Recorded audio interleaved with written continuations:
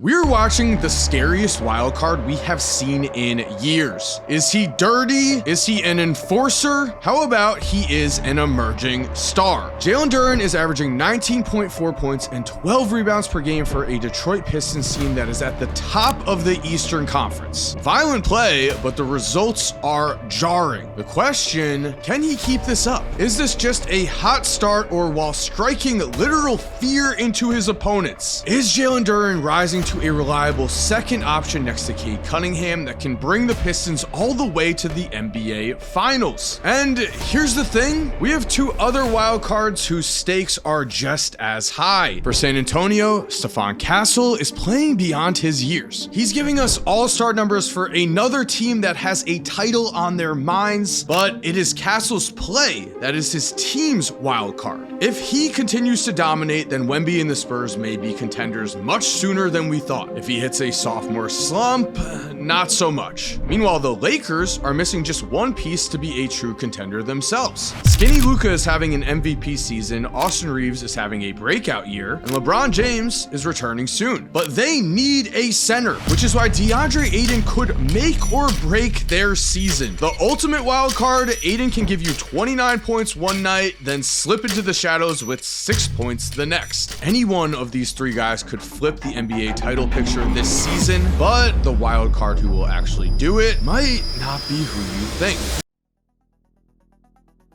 I do have a question for you. Would it shock you if I were to say that Jalen Duren is having one of the most improved seasons we have ever seen? This is not an exaggeration. A lot of times a player's stats rise because they are simply getting more playing time. But if we look at Jalen Duren's per 36 numbers, what is this absurd leap? His per 36 points per game have risen from 16.2 last year to 24, an insane jump from a player who is in year 4. And we know that Cade is the star of the Pistons, but without Duren's play, this team would not be at the top of the East. This team would not suddenly look like a real contender. Now, Cade Cunningham is averaging 9.9 assists per game, but 2.6 of those assists are directly to Jalen Duren himself. We see here against the Mavericks that Duren has become one of the most dangerous transition centers in the game, and Cade is always looking for him on fast breaks. Jalen also, of course, is eating on rolls to the basket. His athleticism and his enforcer behavior around the rim is just jumping out at us. And he already has 40 dunks in just 11 games. Now, I do want us to focus here though, as on the fast break, here is Jalen Duren making the right pass. Not an easy read, and Duren is showing that he has real basketball IQ for his position. The rest of this game does show us the violent, attacking the rim with reckless abandon wildcard style Duren brings, but we also need to remember being in the right spot and making the right plays as an athletic dunking center can go very undervalued. Right now, of the 9 players on Detroit's roster who have played over 150 minutes, it is Jalen Duren, not Cade Cunningham, who is the best on-off court plus minus. And really, the Detroit Pistons as a whole continue to shock us. Just 2 years ago, they won 14 games. They were a complete joke. If we remember, they lost 28 games in a row, tied for the longest losing streak by a team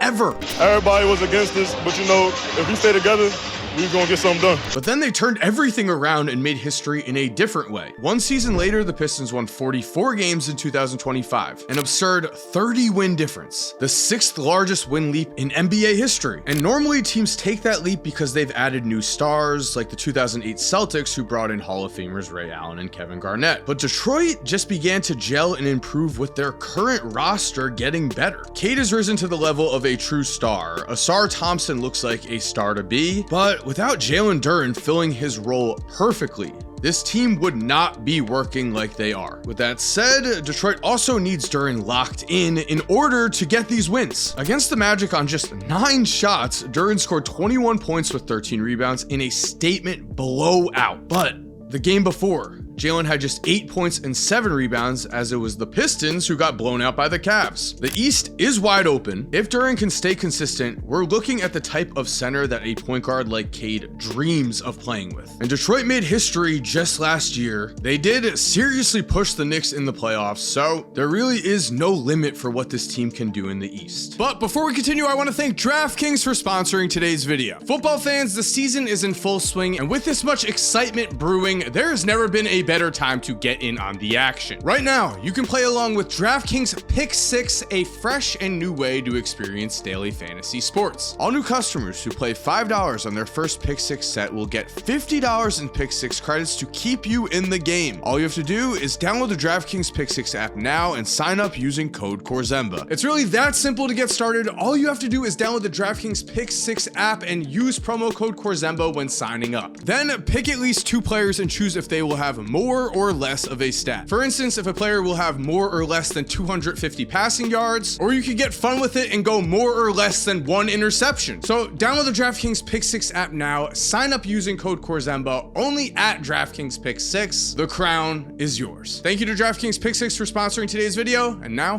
back to that video.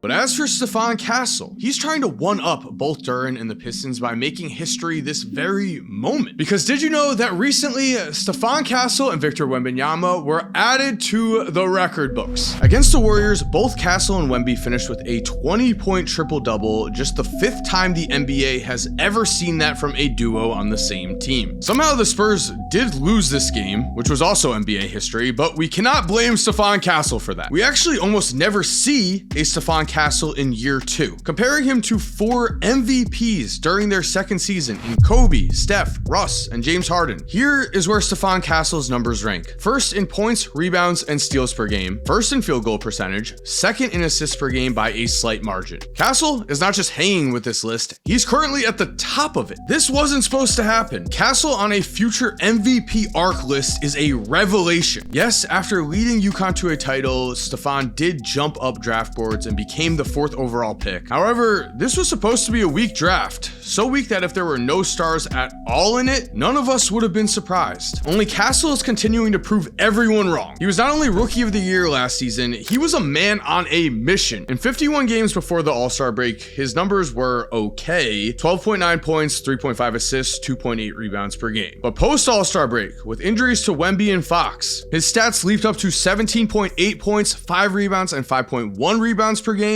And he hasn't slowed down for a second. Now, I did say nobody saw this coming, but at All-Star Weekend, Anthony Edwards actually did. I enjoyed watching Stephon Castle, for sure. Yeah. If his work ethic, how I think it is, his potential is unlimited. It looks like the work ethic is there. We are watching in real time as Castle adds more and more to his game. In the first 6 games of this season, he averaged just 5.3 assists. But over the last 5, he's averaged 11 assists a game. So what is causing such a massive change? Well, let's find out here. Against the Rockets, let's slow this down and watch Castle create space on a drive to the basket. Then, with everyone focused on Wemby, Tari Eason takes the slightest step to the corner and Castle fires the ball to Champagnie for a wide open 3. That is a tough read to make, but Castle is showing he can make these elite level decisions time and time again. In the 4th quarter now, we have a fake pass, a hesitation dribble, and then Sengun has to step up, leading to an easy Wemby lob. Just beautiful basketball. Most importantly though, the end of this game shows us just how much of a winner Stephon Castle is. He had a few more incredible passes, but he could also be found cutting to the basket for open shots at the rim, and he attacks the offensive glass. He caught Amen Thompson sleeping with a putback. This is what you need out of a leader, a true point guard, and again, a winner, a guy who is going to get you to that championship contention you want to be at. So does Castle need to clean up his turnovers? Yes. Is he improving every game? Yes. And he's also shooting over 76% at the rim. That is the same percent prime 2012 LeBron shot. And with other young potential stars such as Dylan Harper on the Spurs roster, with Wemby leading the way, San Antonio might be the team of the future after the Thunder's reign. But with that in mind, we have to ask, are the Lakers able to take down OKC this very season? And also, can Deandre Ayton just completely reverse his reputation as a failed #1 pick? On Reddit, the question was asked, is Ayton actually a good center, with this graphic attached? One that showed DeAndre outplaying Wemby, Gobert, Sabonis, and Gobert again, as the Lakers have gotten off to an 8-4 start without LeBron. Luka Doncic and Austin Reeves have also missed multiple games. Ayton has been a huge part of this success, so why did we not see this coming? Well, we do have to remember, clips like this do exist. Dominance. I bring dominance. My name is dominating. Deandre Ayton was the opposite of dominant with Portland, but on the Lakers, we've seen something different. A man who is filling a role, not trying to be a star. 15.5 points per game on 67.2% shooting is great, but filling LA's biggest need is even better. Last year, JJ Redick could not rely on Jackson Hayes. The only other real center LA had was Alex Len, but JJ got so fed up with Jackson Hayes, he only played him 7.8 minutes per game in the playoffs and then benched him in game 5, which was a series-ending loss. So a good center in general is really a true wild card for what Luka, Reeves, and LeBron can do with this team. And if Deandre Ayton plays well, he could swing a playoff series, which is why I do think it's important to point out that Ayton has clearly been humbled. Look at how excited he was to talk about just being a glue guy for a winning Lakers team. I'm truly excited to be here. You know, everything counts, and you could feel the pressure through the door, getting ready for whatever role they want me to play. But what matters even more is that we have seen Deandre Ayton play at the highest of levels. Game 2, 2021 Western Conference Finals, 0.9 seconds left. Crowder looking, throws it, alley. Oh! Ayton puts it down! He puts it down! It's over! The Suns beat the Clippers in 6 games. Without this dunk, there would have been a game 7 where anyone could have won. But a 22-year-old Deandre Ayton stepped up and delivered. In just his 3rd season, he averaged 15.8 points, 11.8 rebounds, and 1.1 blocks per game in the Suns' run to the NBA Finals. And then in game 1 of those finals, with the lights at their brightest, DeAndre had 22 points and 19 rebounds in a Suns win. But then his reputation almost instantly crumbled as his fatal flaw emerged: consistency. Game 6 saw DeAndre shoot just 4 for 12 with 12 points and 6 rebounds as the Bucks took the title. And while the alley-oop was great, the signature play of the finals was this. Now Booker with Tucker on him. Throws it up for Ayton. Shot blocked by Antetokounmpo.